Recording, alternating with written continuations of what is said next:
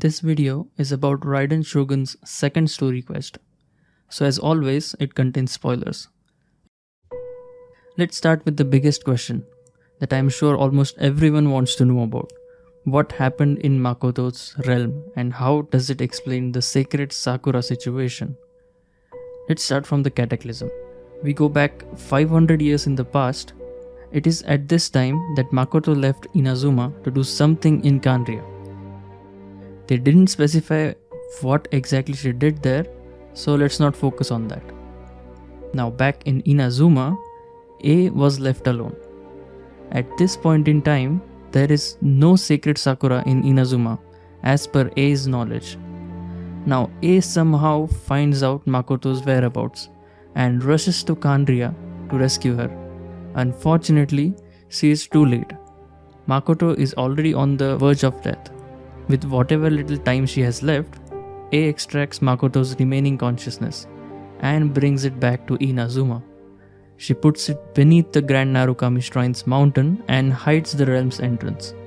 But at this time, when she is in Inazuma, she sees the sacred Sakura tree everywhere, the same as what we see now. Now A is confused. The sacred Sakura wasn't there when she left Inazuma to find her sister. When she asks other people of Inazuma, they say it has always been there, from the start, as long as they can remember. I know you've always perceived there was something special about the sacred Sakura, but to me, it has always been there. A doesn't understand this explanation. As for her, the tree never existed in Inazuma. Nevertheless, at that time, 500 years ago, there were still monsters in Inazuma. So A decides to ignore it for now and resumes her fight in Inazuma. Surprisingly, the fighting goes very well compared to the last time before the tree existed. It seemed like the sacred Sakura greatly helped in defeating the monsters as well. Without the sacred Sakura, Inazuma would likely have been completely swallowed up centuries ago by that disaster and the filth. A doesn't understand what is happening, but as everyone insists that the tree was always there, she decides to put the matter aside. At this point, A has lost her sister, and eventually this grief leads her to pursue her goal of eternity. This is about her own version of eternity.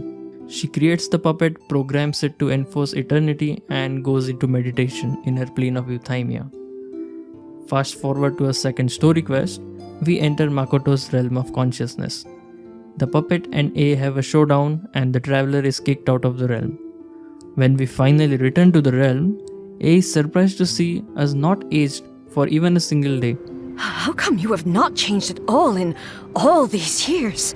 But for A, centuries had passed. She has been fighting the puppet for what seems like an eternity. The time our duels took to fight was long enough to witness the rise and fall of nations. The energy they consumed, great enough to vaporize the oceans and turn day into night. The traveler arrives precisely at the point in time when the two were to have their final fight. Then, let this be our final duel, the conclusion to that which began 500 years ago. Once this is over, A plants a seed in this realm, which is shown to be the sacred Sakura. Eternity extends time into infinity. Dreams illuminate each moment within. Now here is the explanation. Makoto got help from Istaroth, the god of time. The time at which A plants the seed is at the beginning of time, or at least before there were any living animals on Inazuma. The seed is planted in the past, but A does not plant the seed in the past. She only plants the seed in the realm. It is moved to the past by the god of time, also known as the god of moments. So, A plants the seed, the god of time, Istaroth, moves the planted seed to the past, at the beginning of time. Now only A remembers that the tree didn't exist.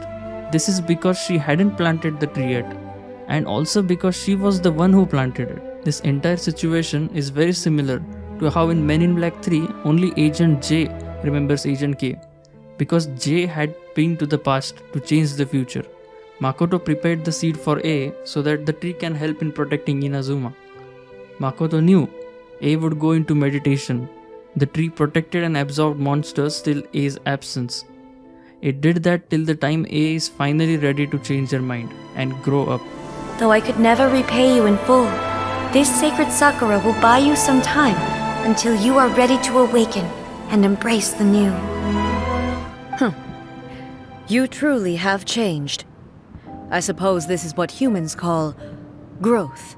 Makoto knew her sister so well that she calculated her actions, and with the help of the god of time, she prepared the seed that will defend Inazuma until the time when A is finally ready.